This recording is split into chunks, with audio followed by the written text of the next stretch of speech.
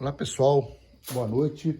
Vamos dar sequência hoje na nossa aula da REL 2, a última aula, né? Aula 3 da REL 2, para a gente poder estar fechando essa REL 2. Bom, nós falamos na aula passada, nas duas outras aulas, nós começamos a amostragem casual simples. E na aula passada, na aula 2, a gente tratou da questão dos passos do inventário florestal. Então vamos só relembrar. Primeiro passo, mapa da propriedade. Segundo passo, conhecer a área com dois objetivos.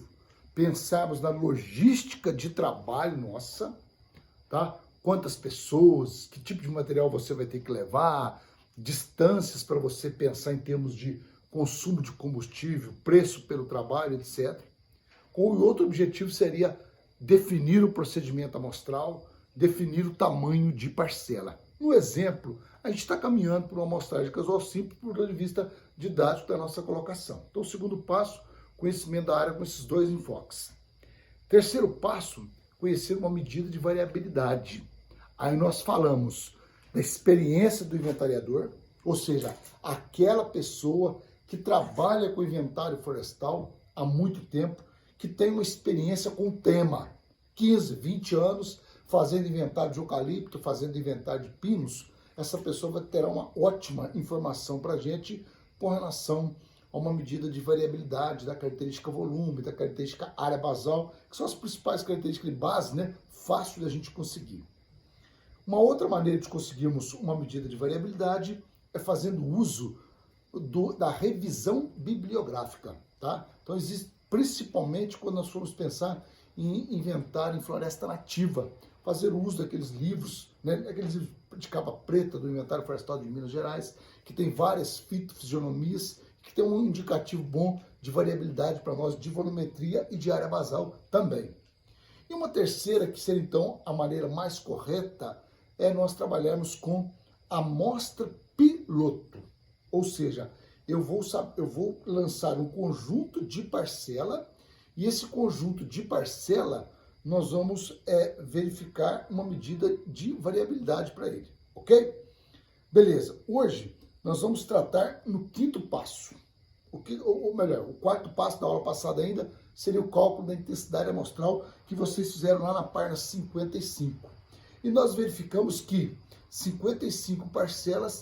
33 parcelas, desculpa, na página 55, é o número de parcelas para a gente conseguir um erro de no máximo 10%. Tá? Nós achamos uma medida de variabilidade, se não me falha a memória, 25,8. Deixa eu conferir lá, que eu não sei exatamente qual é. 25,8 e geramos uma intensidade amostral de 33 parcelas. Bom, vamos agora para o quinto passo. Esse aqui seria um tema já novo para nós. Quinto passo. O que nós temos no quinto passo? Seleção das parcelas no mapa. Então nós temos aqui o mapa da propriedade e nós vamos então aleatorizar. Quando a gente fala selecionar, é selecionar conforme o procedimento de amostragem que a gente vai usar. No nosso caso, amostragem aleatória simples. Seleção das parcelas no mapa. Para cada parcela dessa, nós vamos ter as coordenadas UTM, latitude, longitude, e nós vamos armazenar isso no GPS para depois irmos para campo.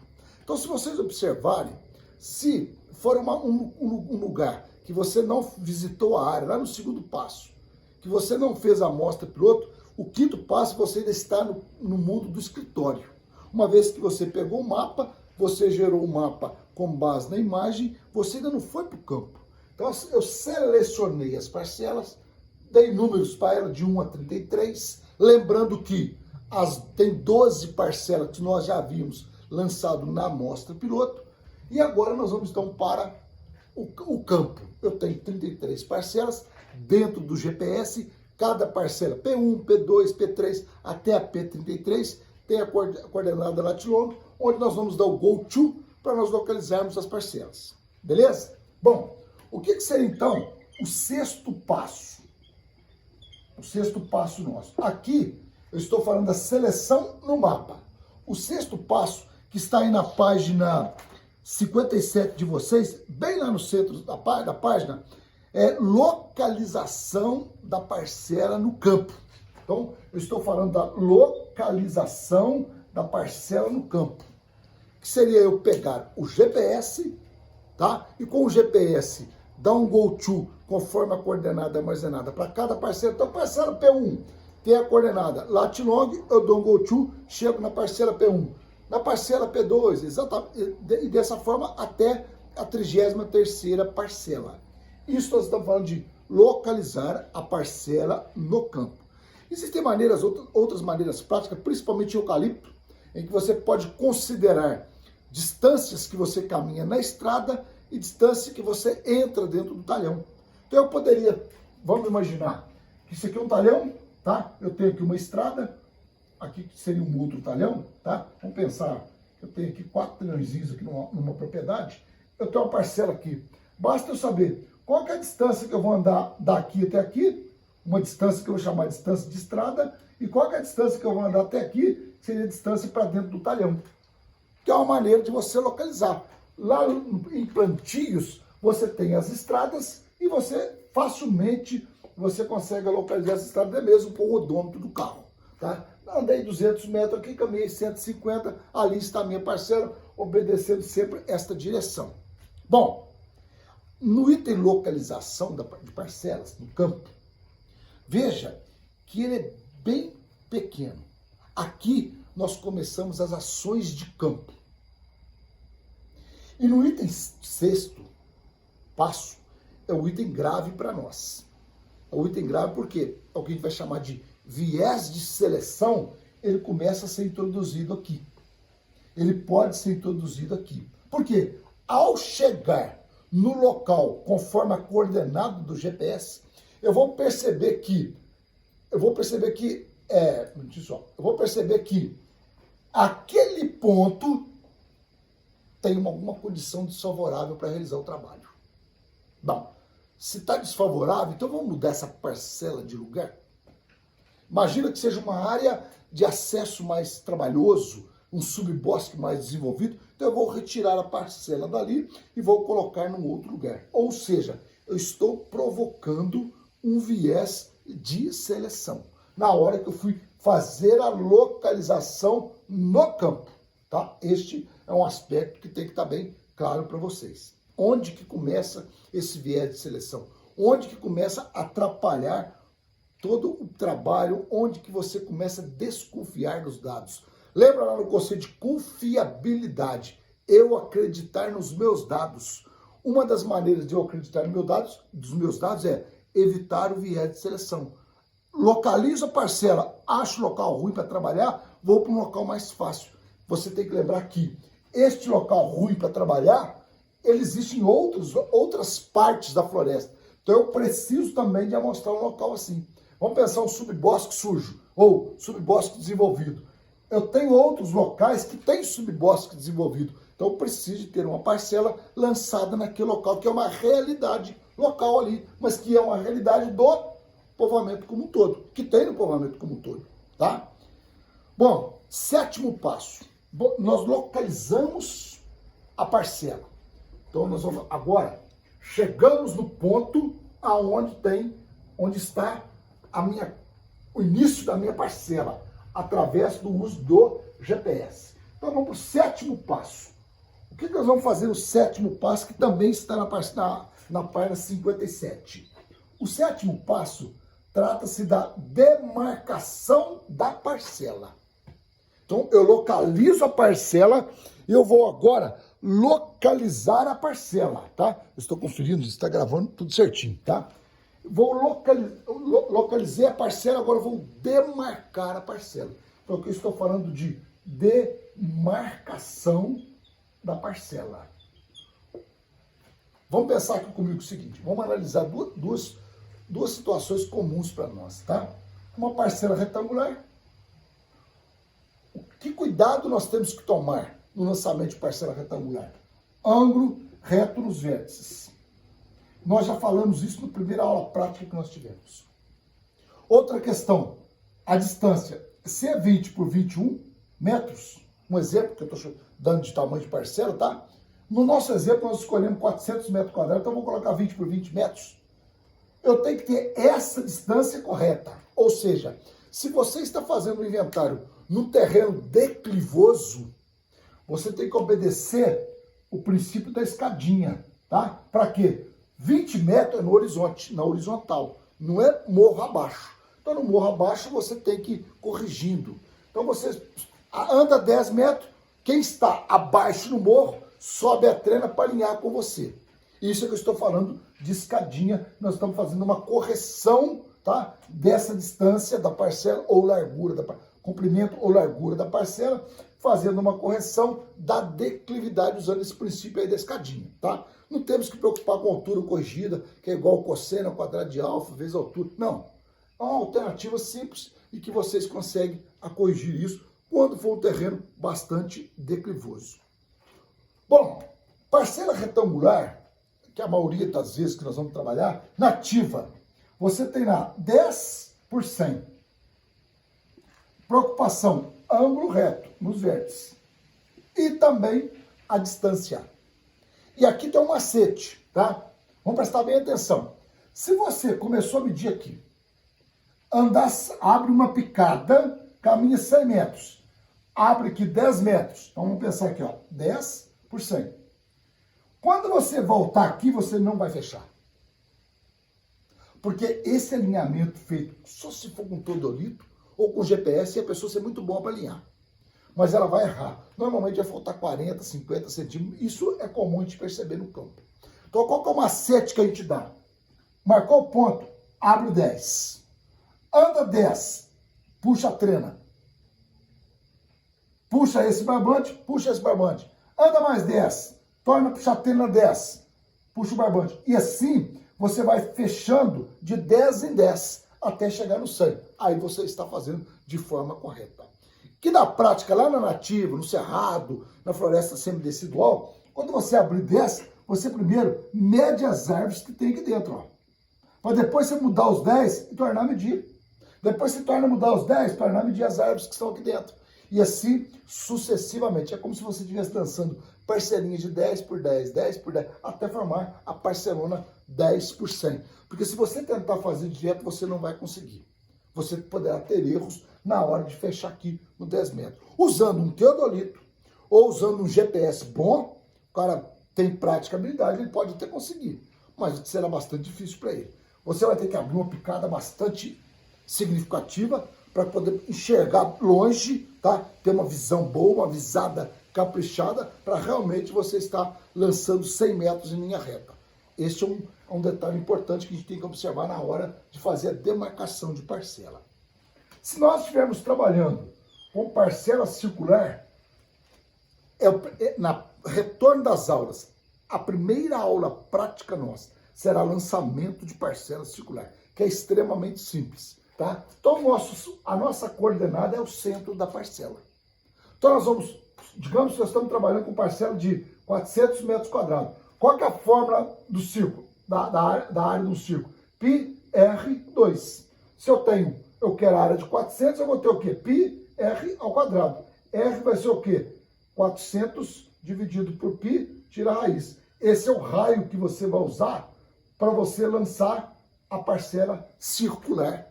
E que você tem que tomar cuidado apenas com o raio para você dimensionar certinho o tamanho dessa sua pizza aí.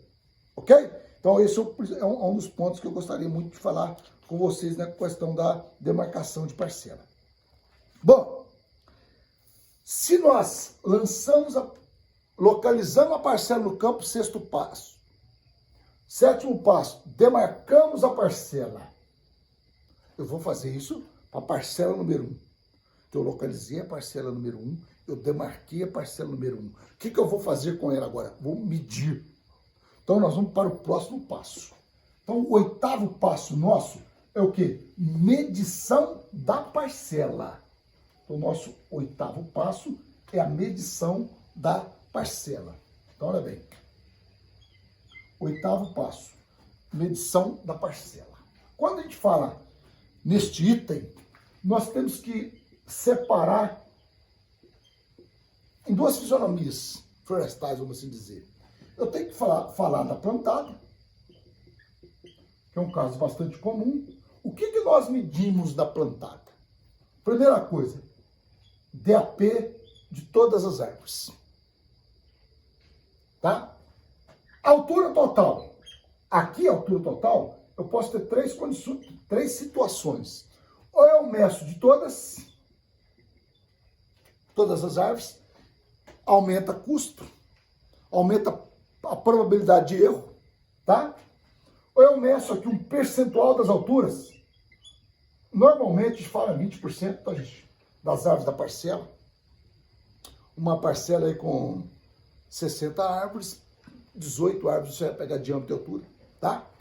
E você, necessariamente, você tem que ter altura dominante média. Então vamos pensar que você não quis trabalhar com medição de altura. Já vou falar aqui. Mas necessariamente você tem que ter altura média das dominantes de cada parcela. É aqui, gente, a importância aqui, ó, lá no índice de sítio. Lembra? Vocês já começaram até a trabalhar um pouquinho isso com o legário e vocês verão isso com mais propriedade com o GOMID. Não é o próximo período, né? Seria o outro. Para quem está reprovando, sim. Mas para quem não está normal no ciclo aí, ainda é no outro, no primeiro de 2021. Tomara que não tenha outro isolamento social. Tomara que não tenha mais isso. Vamos lá. Mas em que situação, professor, eu posso trabalhar só com altura dominante média? No passado, gente, existia o que a gente chama de equação do povoamento. Equação do povoamento. O que a equação do povoamento faz? Ela dá volume por unidade de área. Não é volume por árvore, é volume por unidade de área. Esse aqui é um exemplo de uma equação do povoamento. Ó. Beta 0 mais beta 1, G vezes altura dominante média. Então, isso aqui é um modelo de equação do povoamento. Olhe bem, vocês têm aqui, ó, a área basal é uma medida em metro quadrado. A área basal, que é uma medida em metro quadrado. Vocês têm aqui a altura dominante média, que também se refere a uma unidade de área, a parcela. Então, eu medi diâmetro de todas, achei a área basal. Eu medi a altura dominante, eu consigo usar a equação do povoamento. Hoje se utiliza pouco a equação do povoamento, tá? Mas era bastante utilizado e elas são eficientes. Porque como elas dão volume por parcela por área, os erros mais grosseiros que a gente teria na estimativa por árvore, uma árvore muito fina ou uma árvore muito grossa, aqui fica diluído quando eu vou no mundo da área basal.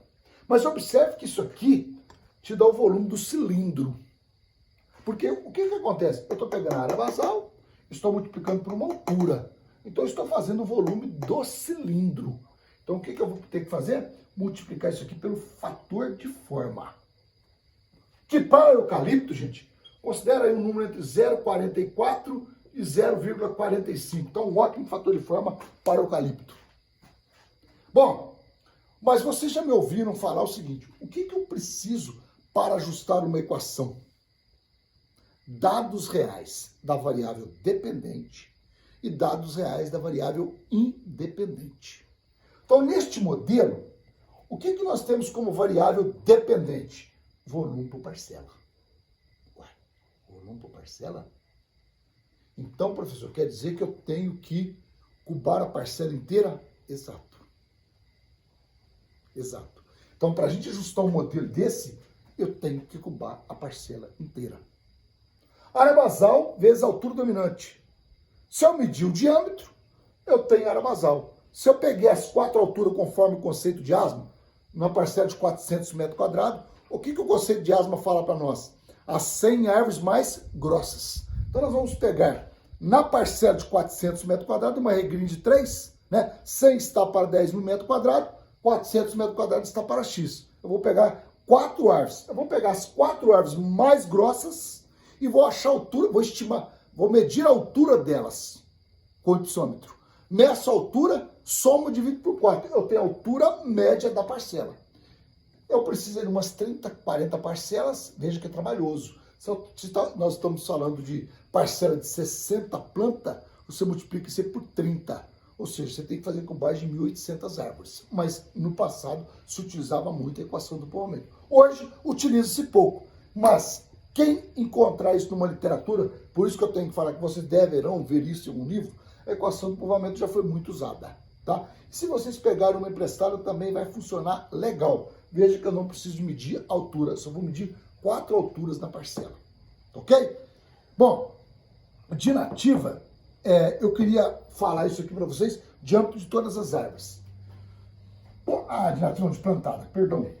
Agora, eu quero só voltar aqui no ponto, me permitem, porque na aula passada, um colega de vocês fez um questionamento, eu achei até que o questionamento dele foi meio perverso, mas depois eu tive analisando, eu falei, não, ele tá certo, ele quer ver posicionamentos diferentes. Vocês já ouviram no passado que aquela posição de 1,30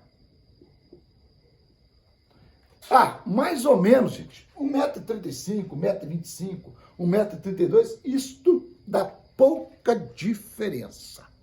Gente, tecnicamente sim. Eu respondi na aula de Tira Dúvida na quarta-feira. Tecnicamente sim. Mas quando eu penso no treinamento do operador de campo, se eu deixar solto para ele dizendo assim, você pode pegar mais ou menos 1,30 m, 2 centímetros para cima, 2 centímetros para baixo, ou 5 centímetros para cima, 5 centímetros, ele vai plantar uma anarquia. Na cabeça dele, isso vira uma bagunça. Então, do ponto de vista de treinamento de equipe, treinar o cara a medir 1,30 m. E digo mais, treinar o cara a usar o bastão de 1,30 m. Por quê? Porque quando você estiver lá no inventário florestal contínuo, o que é o inventário florestal contínuo? É monitoramento de crescimento das plantas. Ou seja, árvore número 1, quanto que ela cresceu de um ano para o outro? Árvore número 2, quanto que ela cresceu de um ano para o outro? Porque você mediu ela no ano passado, está medindo agora de novo. Você vai medir daqui a um ano. Ou seja, você está monitorando. Esta aqui é uma planta que eu medi hoje. Eu vou medir novamente daqui a um ano. E assim sucessivamente. O que eu sugiro, ou o que eu peço que é correto? No inventário florestal contínuo, esquece essa ideia de mais ou menos. Eu vou para cima um pouco. Não, no inventário florestal contínuo isso não pode acontecer.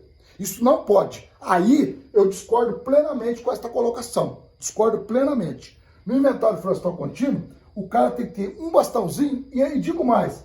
Além dele medir 1,30 m, ele põe uma marca. Ele pode medir 1,25 m? Pode, mas desde que ele deixa marcado.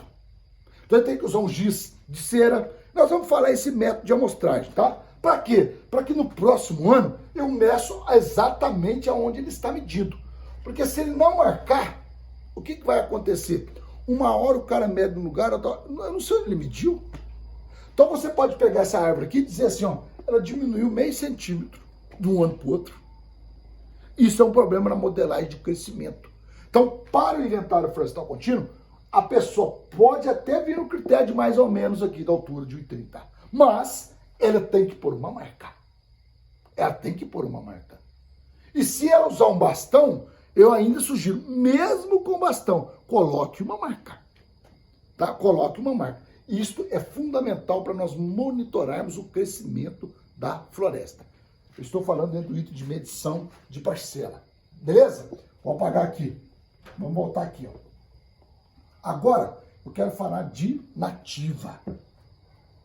O que nós medimos em nativa? Eu meço nativa o DAP de todas as árvores. Vamos lembrar aqui, ó. Se você tiver uma árvore bifurcada, tá? 1,30 m tá aqui. Você vai medir 2 DAP. Na hora de fazer análise do ponto de vista ecológico, utilize, sei lá, o tal do diâmetro geométrico ou diâmetro quadrático médio. Vai depender de cada linha de pesquisador, o que ele gosta mais. Mas para volume, continua valendo a mesma coisa para plantada. Árvore bifurcada, 2 medições, 2 DAP. Eu vou medir, gente, a altura total. Ou não? Então aqui eu preciso fazer uma consideração com vocês nesse item altura de nativa. O item altura de nativa, ele é bastante questionável. Por quê? Lá, quando você pensar no cerrado, quando você pensar numa floresta estacional semidecidual, então você pode perfeitamente pensar numa vara telescópica.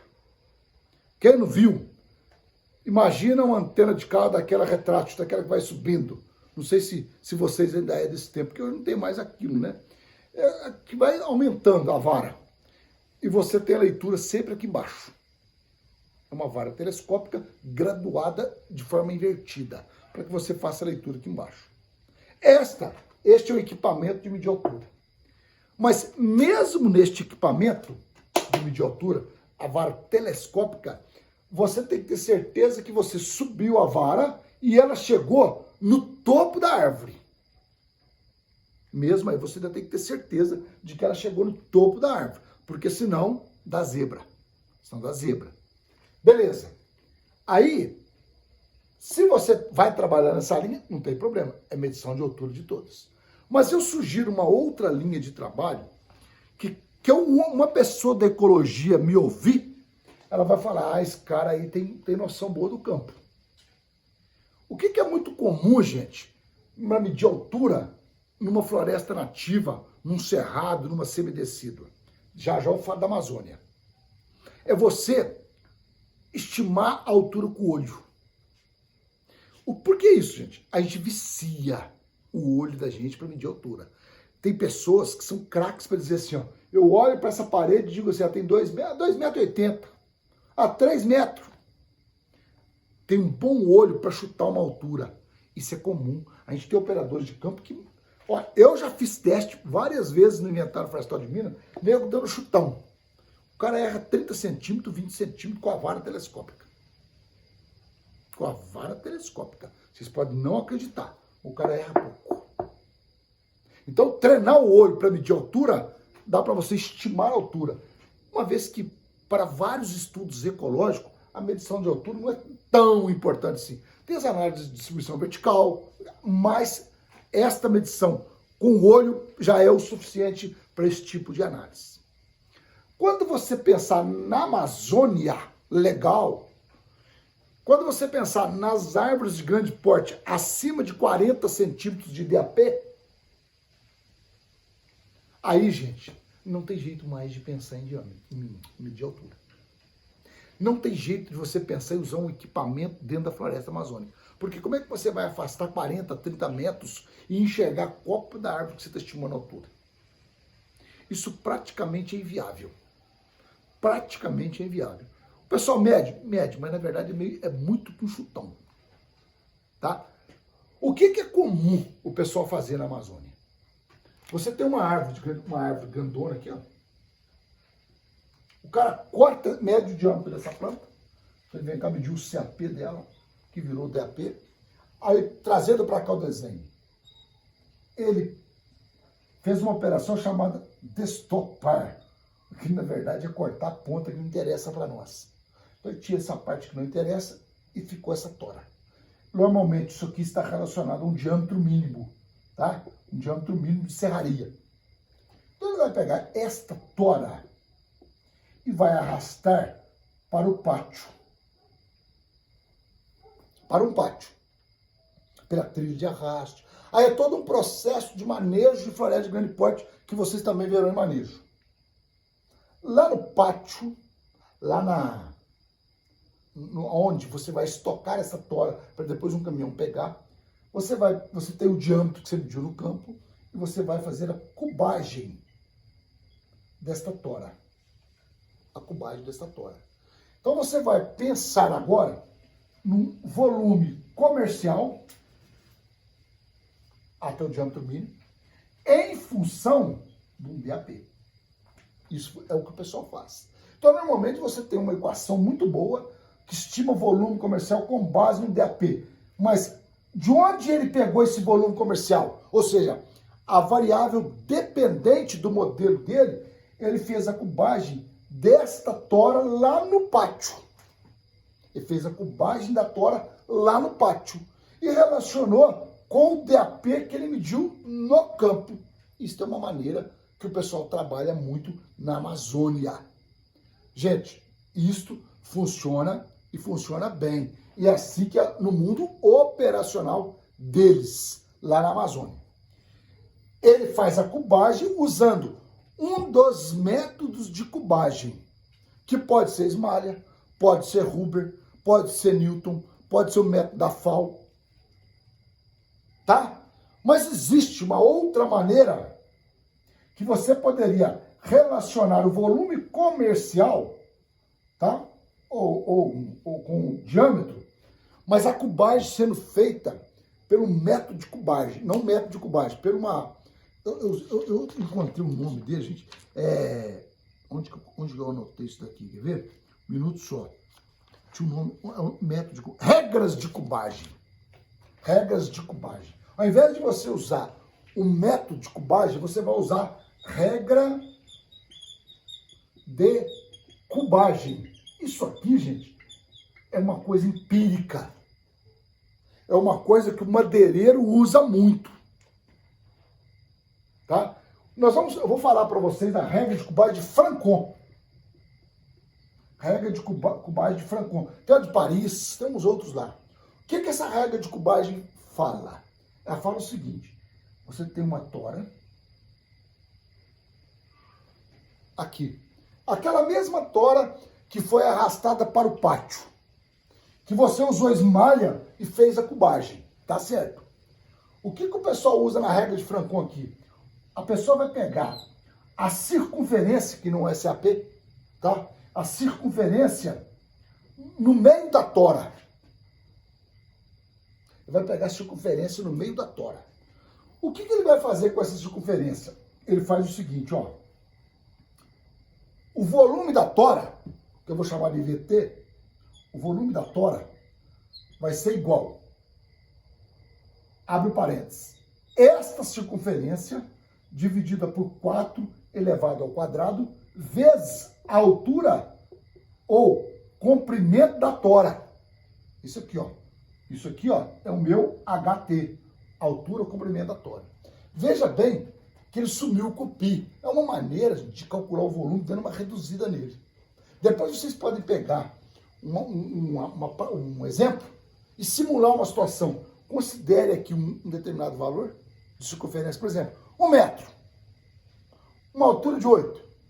Usa a regra de Francon e depois usa calculando a área basal com base na circunferência no meio da tora. E ver que tipo de resultado dá. Dá para vocês observarem que essa regra dá uma subestimada no volume. Por quê, gente? Porque a tora não é um cilindro perfeito. Então, quando os caras bolaram essa coisa empírica, provavelmente eles viram o seguinte: se eu tirar o pi da jogada, vai facilitar. Isso que eles devem ter pensado. O que eu estou falando para vocês? Isso aqui, quer ver? Eu fiz um exemplozinho aqui. Eu vou pôr aqui no quadro para vocês. Eu vou apagar isso aqui. Tá? Eu estou ainda lá do que você mede, está na ativa. Eu posso relacionar o volume feita por Smaller, Huber, Newton, ou eu posso relacionar o volume da tora por uma regra de cubagem com diâmetro. Sem problema nenhum. Com DAP medido em campo. Não tem problema nenhum. Tá? Com DAP medido em campo. Olha bem, você tem a tora, isso tem que estar claro para vocês. Eu tenho a tora no chão. Eu posso fazer cubagem, eu tenho volume comercial, usando método de cubagem. Ou eu posso achar o volume desta tora aqui, ó, usando uma regra de cubagem. Regra de cubagem, que é uma maneira empírica, onde você vai pegar a circunferência no centro da tora. Considere o seguinte exemplo aí, ó. Nós tínhamos aqui uma tora em que a circunferência no centro dela foi de 1,15 metros. E o comprimento da tora foi de 8 metros. Então, olha bem, o volume dessa tora vai ser o quê?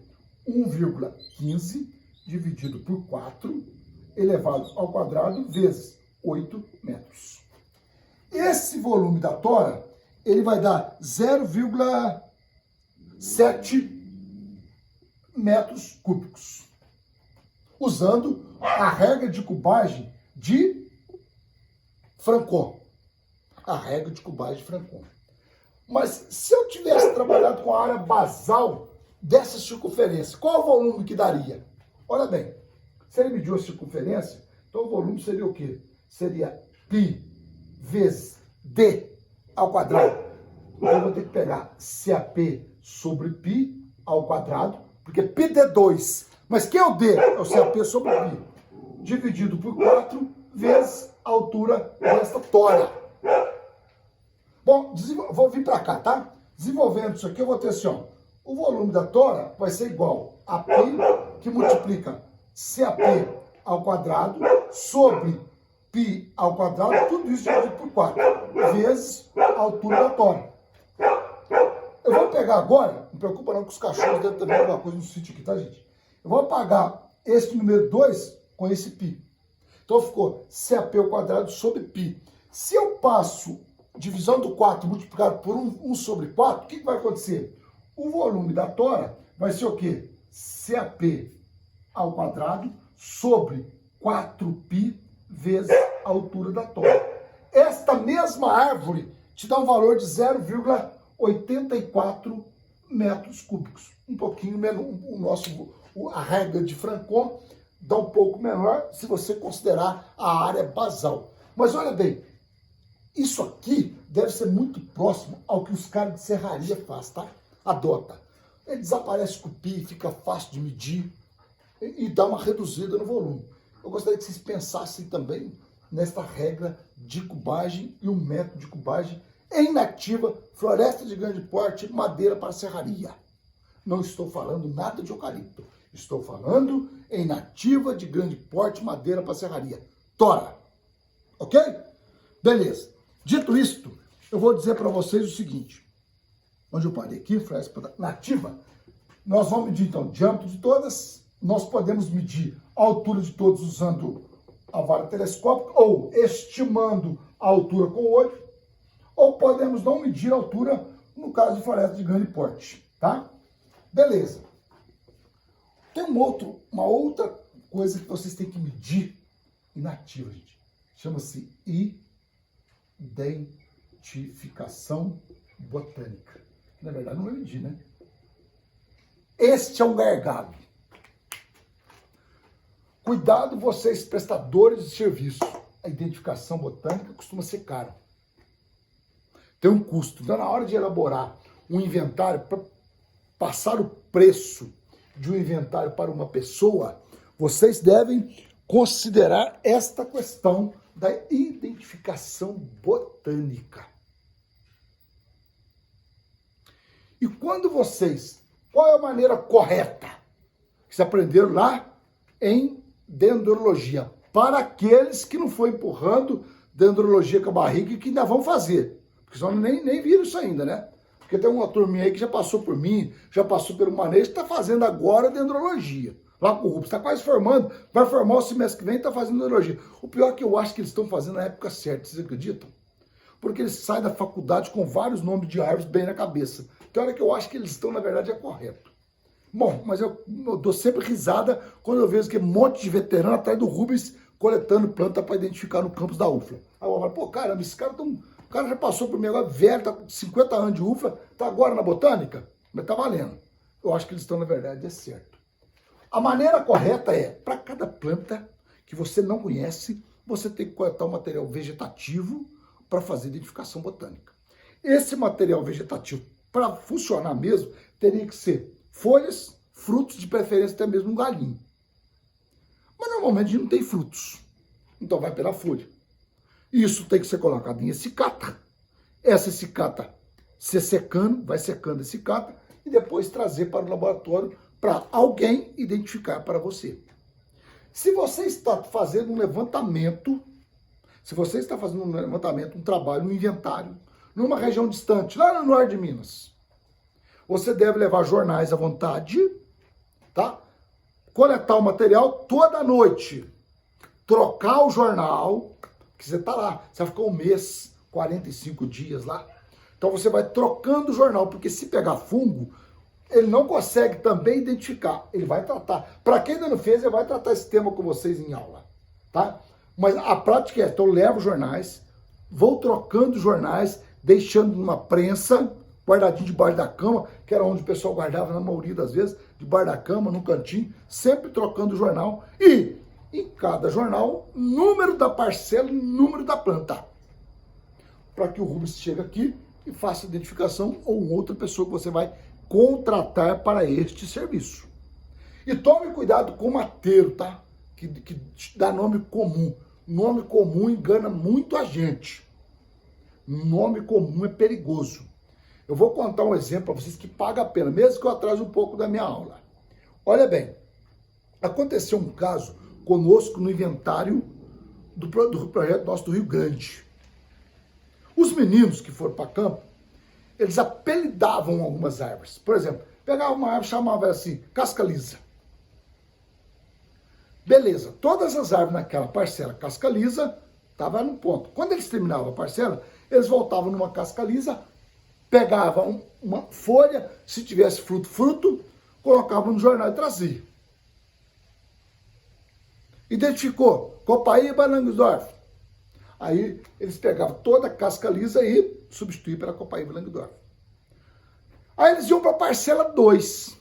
Quando eles chegavam na parcela 2, depois de caminhar 100, 200 metros entre parcela, que às vezes é no outro dia, e você está cansado, se for no mesmo dia, você cansou de caminhar, o trabalho é exaustivo.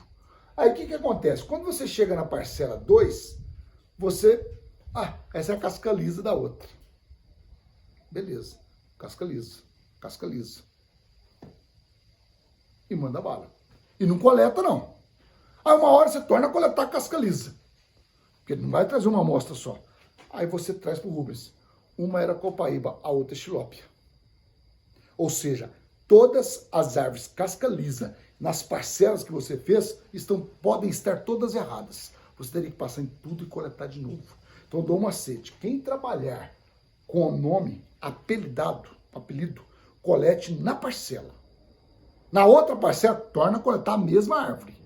Ou mais de uma vez, 2 vezes, talvez 3, na mesma parcela, para ter certeza de que aquele apelido que você deu para uma árvore é a mesma que você está dando para outra árvore, que é a mesma árvore, da mesma espécie. Então, nome comum, nome apelidado é complexo na hora da identificação botânica, tá? Vamos prestar bastante atenção nisso aí, por favor. Beleza. Fizemos o 8º passo, medição das árvores, coleta de material botânico para identificação quando a gente fala inativa. Vamos agora para o 9º passo.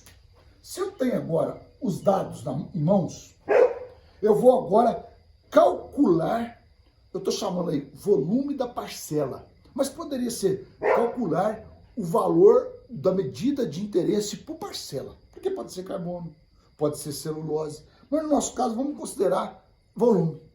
Nós podemos achar volume ou usando uma equação de volume. Então agora é o momento. Eu tenho que ajustar uma equação de volume? Vai depender do tipo do trabalho, do rigor do trabalho. Se a pessoa quer um trabalho rigoroso, é aquela questão do juiz que eu falei para vocês, tá? O juiz te contrata lá para você fazer um trabalho, ele precisa ser bastante assertivo na estimativa de volume na hora dele fazer o formal de partilha dos herdeiros de uma grande propriedade. Aí você vai ter que fazer equação de volume.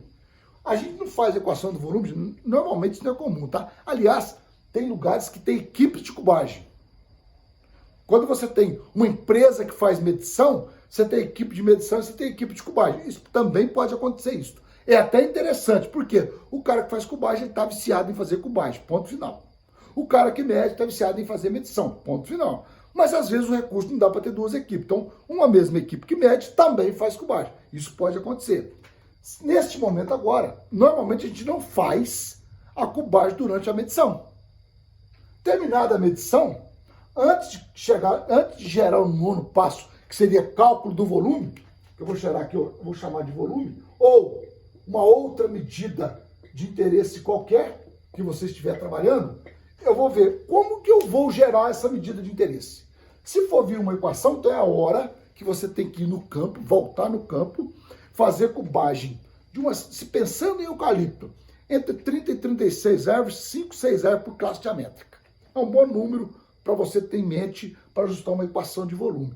E se você ajusta a equação de volume, você também gera fator de forma. E sucessivamente.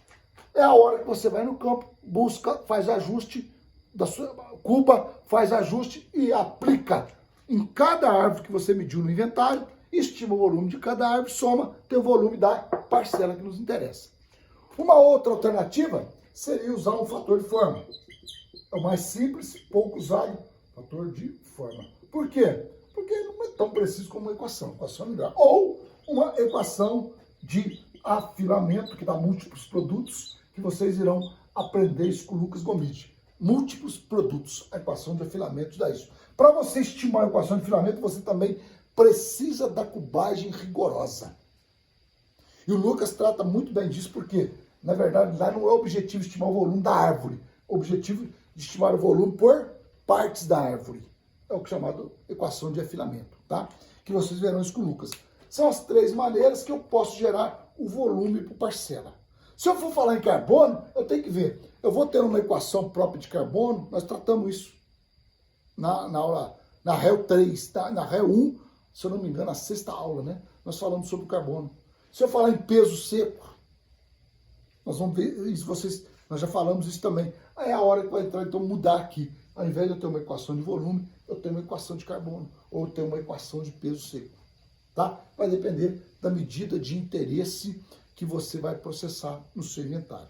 Esse é o 9º passo. Beleza. Feito o 9º passo, ou gerado o valor de volume por parcela, que primeiro você gerou por árvore, somou, gerou por parcela, agora nós vamos para o 10º passo. O que seria o nosso 10º passo?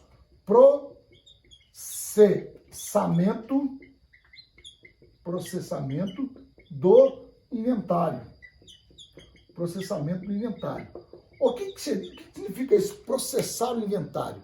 É você utilizar os estimadores de cada procedimento de amostragem para gerar as informações de média, de variância, de desvio padrão, tá? De desvio padrão da média, de erro do inventário e do intervalo de confiança. Então, processar o inventário significa usar os estimadores, que nós falamos dele em algumas páginas aí para trás do nosso material, não vou nem voltar lá. A fórmula da média, da variância e assim sucessivamente. Vocês têm aí, na página 59, onde eu estou chamando então de processamento do inventário, para o nosso trabalho, vocês têm uma tabela com 35 valores de volume. Por que não 33?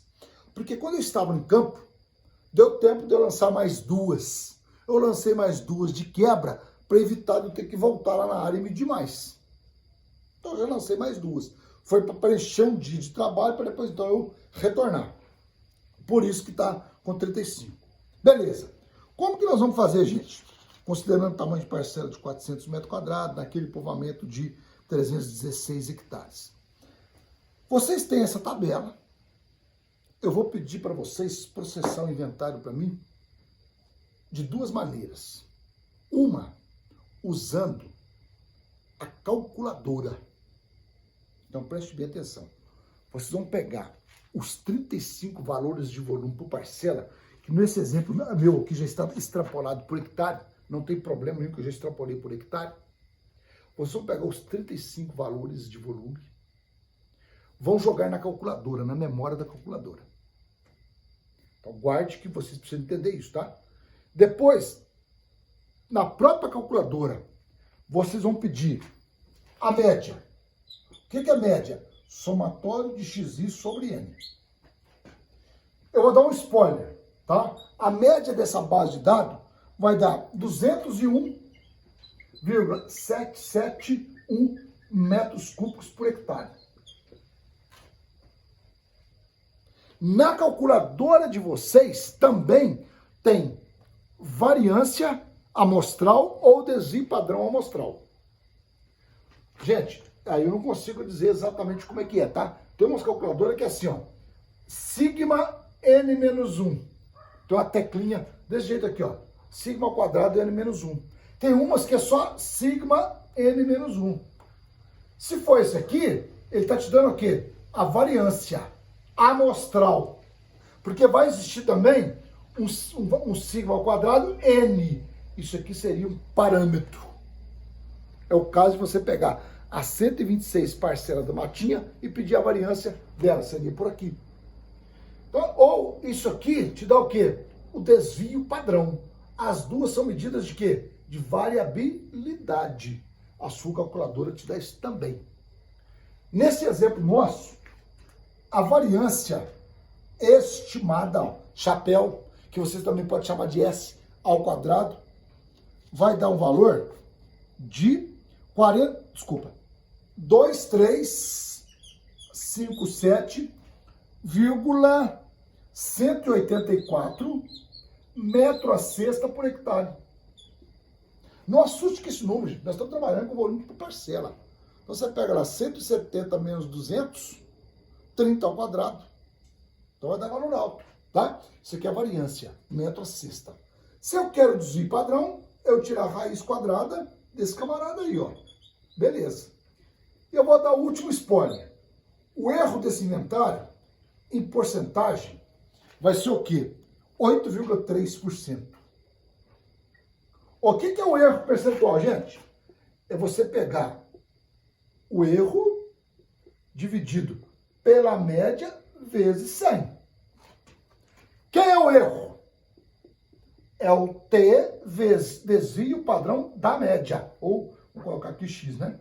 Desvio padrão da média. Este T, você vai olhar ele para 34 graus de liberdade, para 0,95 de confiança lá na nossa tabela. Se lá não tiver, você usa o INVT no R. Não, INVT no Excel. No R vai ser QT.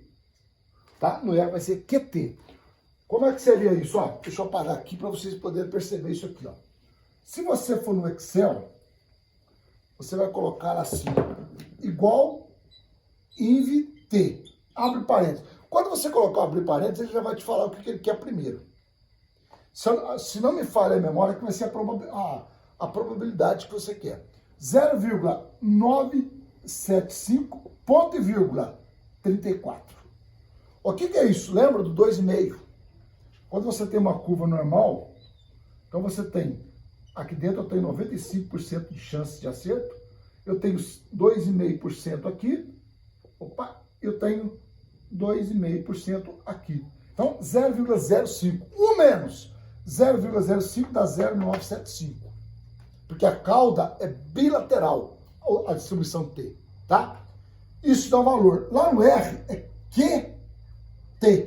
Que é de queijo, tá? Que é de quero comer uma pizza. 0,975. Lá vai, aqui não é vírgula, tá? Lá no R é ponto. Vírgula 34. Lá é vírgula. E aqui é ponto e vírgula. Te dá o mesmo valor. Aí você vai ter o valor do erro processado. O que nós vamos combinar? Eu vou pegar, olha bem, vocês têm na página 60, começando com várias cerquilhas. Página 60, página 61 e página 62. Eu vou escanear estas 3 páginas com inventário processado e vou colocar no campus virtual, para vocês depois conferir se o processamento manual de vocês, usando os estimadores, gente, os estimadores, eles estão lá na página, me permite aí, eu vou voltar lá, só para, os estimadores estão lá na página 50, os estimadores da amostragem casual simples estão lá na página 50, são esses estimadores que você vai utilizar no processamento do inventário.